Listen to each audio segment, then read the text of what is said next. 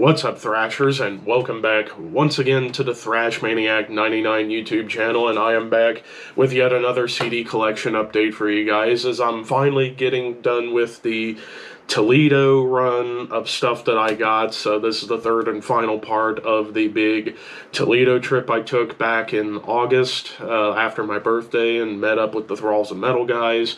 So this is what was left of what I got on that massive trip. So let's go ahead and get started. First we have Katatonia, Discouraged Ones. This is the third studio full-length from the Swedish metal legends, and of course this marked a bit of a transition in Katatonia's sound. Like before this, with albums like Dance of December Souls and Brave Murder Day, I would say are quintessential Death Doom albums. This album, while it's still heavy, definitely marked a signal of change to their sound. Like, no real Death Doom to talk about. This is largely like Gothic Doom. I mean, songs like I Break, Stalemate, Cold Ways, Last Resort, Saw You Drown. Some really bleak songwriting on here. And of course, Michael Åkerfeldt actually does co-vocal production while it was recorded at the legendary Sunlight Studios, co-produced by Thomas Skogsberg and Fred Este from Dismember. So lots of different connections going on with this album. But yeah, this was a big album for Katatonia, considering like they were no longer the Death Doom band of the early days and more towards Gothic metal, classic doom metal, and then they would eventually evolve into whatever you would call them nowadays. But still, really cool stuff. I've been slowly trying to get everything Katatonia, and this album just puts me one step closer. Alright, next up we have Korn, self-titled. Of course, this is the debut album from this legendary new metal band from Bakersfield. And yeah, for a long time I only had the Greatest Hits Volume 1 album, which I initially thought, is that just going to be it for Korn that I'd get? Well, I decided, you know what, why don't I give some of their early stuff a shot? Like, I'm actually enjoyed the last three Korn albums, Serenity of Suffering, The Nothing, and whatever came out back in 2022, I think, was the last Korn album. And I enjoyed each of those albums. I thought those were actually some good stuff. But not the biggest fan of everything post-90s. But I know this is a classic nu metal album, and I was like, you know what, I saw it was cheap. How about I get it? Because the big songs on here still stand out, like Blind, Chutes and Ladders, Clown. Like, those are actually still some good songs, even for nu metal standards. But one of the big standouts would be the song Ball Tongue. Like, that's actually a really heavy song for Korn standards. But yeah, this is classic mid-90s metal album, particularly in the nu metal scene, and really pioneered a whole movement that's, well, very divisive, and that's putting it lightly. But yeah, Korn, self-titled. Alright, next up we have Macabre, Murder Metal. This is the fourth studio album from this Illinois-based extreme metal band, basically a hodgepodge of death metal, thrash metal, and grindcore. And of course, like Macabre, one of them silly bands, but they're a silly band a lot of people really love. And I can certainly see why, you know, like talking about serial killers and weird hokey shit. I mean, songs like Acid Bath, Vampire, Werewolf of Bedburg, Jack the Ripper, even the nearly 13-minute song called Fritz Harman der Metzger. Just wacky, whacked-out songs of extremity and humor. What more could you want out of a Macabre album? So now I have two Macabre albums. I have this and their album before, Dahmer, which I know Dahmer is like a pretty beloved album within the world of death metal, so I was like, you know what, I get murder metal in the collection, and yeah, it's some really good stuff. Check it out if you haven't. Alright, so the next three are all from the same band, and they're all Meshuggah. First we have Chaosphere, their third studio full-length overall, and of course, it was really after I watched the Meshuggah discography ranking video Thralls of Metal did. I'm like, you know what? I think it's time for me to give Meshuggah a proper fair shake. And I'll be honest, I liked it a lot more than I thought I would. So when I saw this at one of the shops, I'm like, gotta have it. Of course, New Millennium Cyanide Christ is a big song. I absolutely love it. Also, The Exquisite Machinery of Torture, Sane, The Mouth Licking What You've Bled, Corridor of Chameleons, like just some gnarly songs for an extreme, groovy, progressive metal band. And yeah, I can definitely hear where a lot of the bands of the last 15 years definitely get their sound from. So yeah, Chaosphere, 1998. And then following that up, I have the IEP. So 2004 when this came out, and this was kind of a one-off for Meshuggah because this wasn't on Nuclear Blast. This was on Fractured Transmitter Records because they actually went to Cleveland to do the production on here, considering, you know, Jens Kidman did a guest spot for Mushroomhead, and because he enjoyed the experience, the guys from Mushroomhead are like, hey, how about you come over here and record something with us or at our studio, and they decide to do a whole 21-minute song as an EP, and it's a phenomenal song. Like, it has basically everything you know and love about Meshuggah, like the big syncopated riffs and polyrhythms, some blasts, some thrashy moments, just chunky riffs and chugs and groove and prog. So yeah, I mean, for a one EP, absolutely killer. And then finally, we have Obzen, which is, I believe, their... I'm trying to count now. Chaosphere was the third one, then... So yeah, this is their sixth studio full-length overall, and it's arguably the catchiest album of their entire career, especially for the song Bleed. I mean, those chunks, the drum beat, everything about that song is just massive and monstrous, but also songs like Combustion, Lethargica, Obzen, Dancers to a Discordant System, just top to bottom, awesome stuff, because I know there's going to be the day where I'm going to have to rank Meshuggah. Don't be shocked to see this one near the top. So, yeah, Obzen, 2008, badass album. Alright, next up we have Mgla, Exercises in Futility. This is the third studio full-length from this Polish black metal band. And yeah, this is just some awesome straight-up black metal, like very much second wave worship. And it's all these songs are just a title track, but with a Roman numeral at the end. So I'm just going to consider it one gigantic song. And it's fantastic. Like, everything about black metal is on here, like the big blasts and tremolos, melody, even some, like, nice triplet swings and triplet chugs.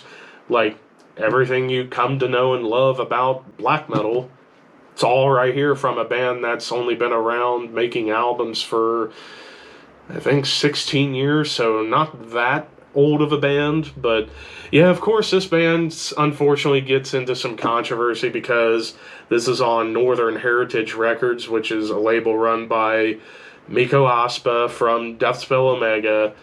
Again, separate the artist from the art, and also Mgla have said that they are not with Mikko in terms of his beliefs on anything. So, just... unfortunately, they get guilt by association, which I don't think is fair, considering, like, Mgla, this is just some awesome black metal, and yeah, definitely check it out. If you love second wave black metal, give it a listen. Alright, next up we have Monster Magnet, Powertrip. This is the fourth studio full-length from these legendary stoner rockers, stoner metalers. And, of course, the thing that kind of drew me into getting this album was the song Space Lord. That was one of the first Monster Magnet songs I ever heard, courtesy of Talladega Nights, having that in the soundtrack. But I thought, you know what, how about I get this and actually see what it's about? And from what I've listened to, this is some badass stoner rock, stoner metal, space rock, whatever the hell you want to call it. It's heavy and it's fun.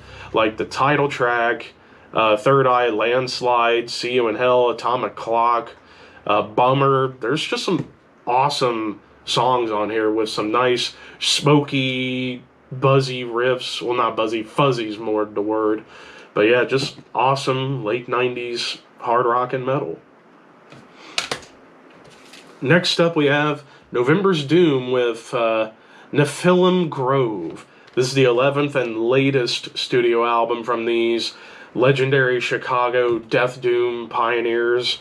And yeah, definitely November's Doom would definitely be the American equivalent to the Peaceville 3 of My Dying Bride, Paradise Lost, and Anathema, as this is very melodic but still very heavy Death Doom from Chicago. And yeah, this was their last album that came out in 2019, and basically, if you like, you know, particularly My Dying Bride and Swallow the Sun, this is definitely for you, as all these songs like The Witness Marks, the title track, What We Become, the Clearing Blind, Still Wrath, just awesome songs that convey so many emotions. Plus Paul, the frontman, great clean vocals and growls to him. So yeah, I eventually need to get some more November's Doom, because these guys are just grossly consistent with everything that they've done, at least from what I know. So yeah, November's Doom. Alright, next up we have Pallbearer, Heartless. I believe this is the 4th studio full-length from these modern titans within doom metal.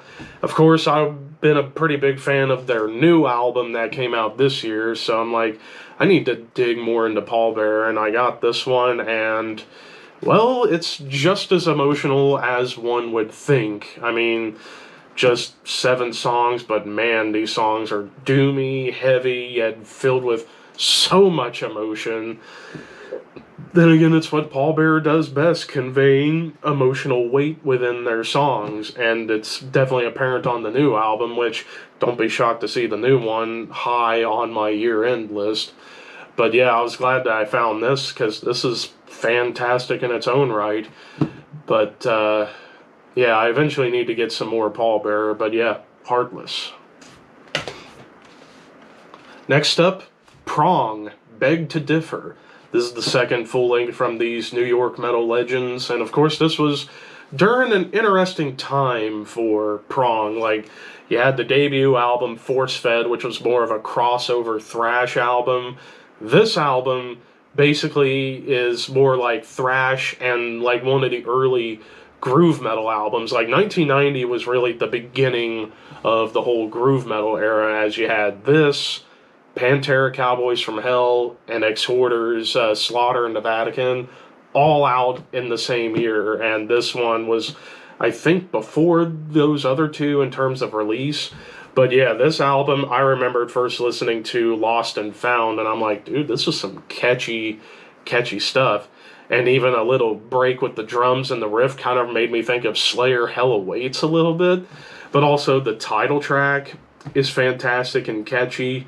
I mean, the whole album, it's catchy, it's fun, and of course, Tommy Victor, underrated riff lord, and it definitely shows on this album. So, if you are a fan of early 90s groove metal before it became really repetitive, definitely give this a listen. Alright, next up we have Queensryche, self-titled EP. This is the debut EP from the Seattle progressive metal legends. Of course, this was just a little bit before they became a prog metal band. This was during their, like, basically new wave of British heavy metal worship period of the early days, as this was 1983 when this came out. And this was a huge EP for 1983. It's only 5 tracks, but it is unbelievably incredible, particularly the 2 main songs most people know about this EP, Queen of the Reich and The Lady Wore Black. Say what you will about Jeff Tate nowadays, but there's no denying that he has an amazing voice, and this EP certainly showcased what he's able to do vocally on those two songs in particular. Like, those are among the two best Queensryche songs of all time. So I think the only classic Queensryche album I'm missing or release would be the debut album Warning. Then I'd have basically everything apart from the Toledo era, because I do like what I've heard from that era thus far. But yeah, it was cool that I found this, because this is an amazing EP, one of the best in metal history. Alright, next up we have Runemagick, Darkness, Death, Doom. I forget how many albums into their career they were with this, but as soon as I saw this, I'm like, I gotta have it, because from what I hear, this is like one of the best modern Death Doom albums. And of course, this is a Swedish band. Best way to describe Runemagick, for those unfamiliar, basically Swedish Hooded Menace, but before Hooded Menace came around. Because, yeah, this is just heavy, it's nasty sounding. I mean, songs like Ancient Incantations, Darken Thy Flesh, Doomed, Eternal Dark, just unbelievably oppressive, brutal death doom. Very much, like I said, in the vein of a band like Hooded Menace, or even another band I'll talk about here in a little bit. But, yeah, because I know that this is like one of the most universally beloved Death Doom albums. I mean, it says so in the name, Darkness, Death, Doom. So, if you are a fan of Hooded Menace, Temple of Void, Spectral Voice, bands in that kind of style of Death Doom, definitely check this out. Alright, now we get into a pair from Satyricon. We have their debut album, Dark Medieval Times, and their second album, The Shadowthrone. Of course, these are the first two releases from these legendary Norwegian black metal titans, and of course, you know, Dark Medieval Times came out in 1993, Shadowthrone came out at the height of black metal's popularity in 1994. Both vastly different. Like, Dark Medieval Times kind of felt a little bit closer to stuff like Enslaved early on, like it was a little more like, as opposed to Viking-centric, it's more medieval-centric. After all, it's in the name, with songs like Walk the Path of Sorrow, the title track, Into the Mighty Forest, The Dark Castle in the Deep Forest. Like, it's just awesome medieval-themed black metal. Not really so much in the anti-religious vein. It's just mostly about, like, medieval history, mythology, so on and so forth. Pretty solid. The Shadowthrone, on the other hand, this one is where they started to transition a little bit into a heavier black metal band that would eventually get codified on Nemesis Divina, where it's heavier but still very melodic but grand sounding. This was kind of the precursor to that, with tracks like In the Mist by the Hills, Woods to Eternity, The King of the Shadowthrone, like some really cool stuff. So, yeah, both of these albums, as well as the Nemesis Divina, pretty much complete the classic run of Satyricon before they would start changing up their sound and becoming a little bit black and roll-ish.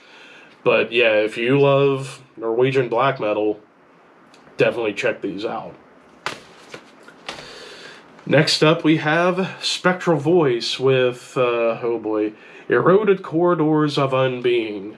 This is the debut album from this Denver-based death doom band. Of course, 3/4 of this band are members of Blood Incantation, particularly Paul, Morris, and Jeff. It's just they have a different drummer slash vocalist on this band. But yeah, this is just some unbelievably heavy, atmospheric death doom. Very much American Disembowelment is the best way to go. But there's also like a lot of incantation worship on here, among so many bands. Of course, I reviewed the new one that came out this year, and that's going to be fairly high on my year-end list as well. But yeah, this is where it all started. This was 2017, I believe, and it was on Dark Descent Records. And yeah, it's only 5 tracks, but holy shit, is it oppressive, gloomy, atmospheric, nasty, heavy, everything you want out of a Death Doom band. Spectral Voice certainly do it. And this is where it all started. Alright, we got a few more left. Next up, Today is the Day with In the Eyes of God.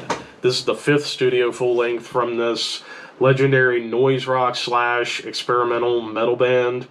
And yeah, basically I got into one to get this courtesy of Thralls of Metal again, and also because this album has, of course, Bill Kelleher and Bron Daler from Mastodon. And yeah, this album definitely should be enough to have Today is the Day included on the Metal Archives, because this is borderline grindcore, death metal, alternative metal, like all over the map. Like, it's so experimental. Yeah, there's a bit of a noisy cacophony going on, but not to the point where it's unlistenable, as like pretty much almost all these songs are just insane. Like the title track, Going to Hell, The Color of Psychic Power, Soldier of Fortune, Bionic Cock. Where in the hell do they get some of these song titles from? Who knows? But yeah, this is just a wild album. 1998, 1999 that this came out on, Relapse Records. And yeah, definitely fits in line with Relapse history for damn sure. So if you like your metal noisy and uncomfortable sounding, definitely check this out. Next up we have Tyr, Ragnarok. I believe this is the 3rd studio full-length from these legendary guys from the Faroe Islands / Iceland. And yeah, this is just some awesome proggy, power metal inspired folk metal. Of course, I've talked about Tyr on the channel before. I think they're a very underrated band in all of metal. But in terms of folk metal, they're like one of the main leading bands of that genre. And this is largely considered their best album, and I was happy to have found this, and it is fantastic. Tracks like The Hammer of Thor, Brothers Bane, The Ride to Hell, Rage of the Skullgrapher. It's 16 songs, but man, does it tell an awesome story about Ragnarok. This is just like the perfect kind of soundtrack to like a Thor film or something like that. And nothing more, nothing less. And of course, another Napalm Records release. So I've been needing to get some more Napalm Records albums, considering that's become a pretty big label as of recently. But yeah, if you love folk metal that has some prog and a little bit of power metal to it, check this out.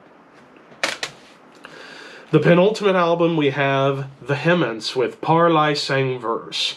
This is the 2nd album from this French epic black metal band.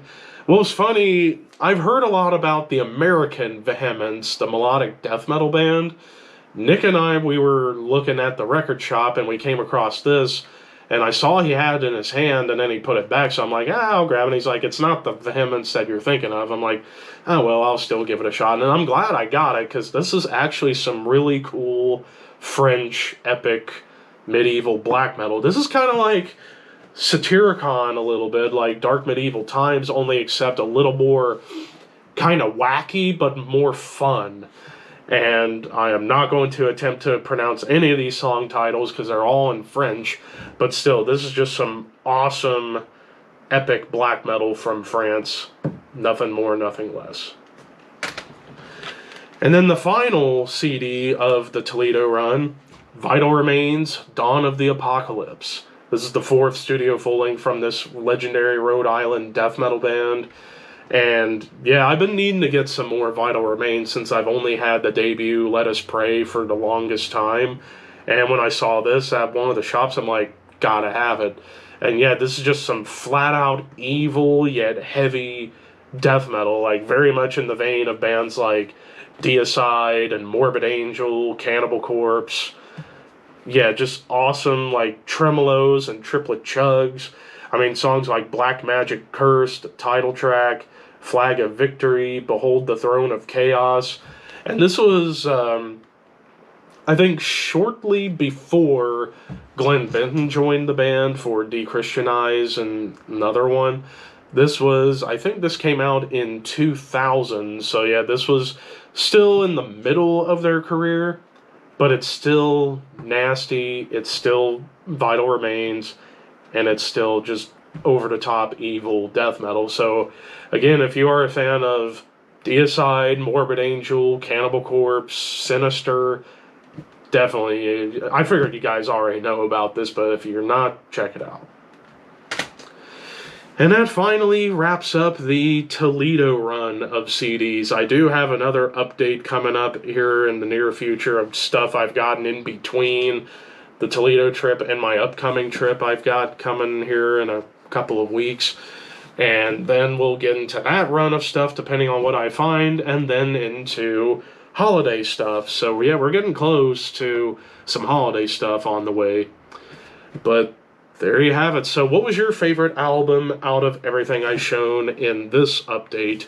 Let me know in the comments below. Thank you guys for watching. Don't forget to like, comment, share, subscribe, all that fun stuff. I can't believe we're almost to 50 update videos. I'm insane, I know. But until next time, keep your horns high and your dreams wet. Thank you for your patronage.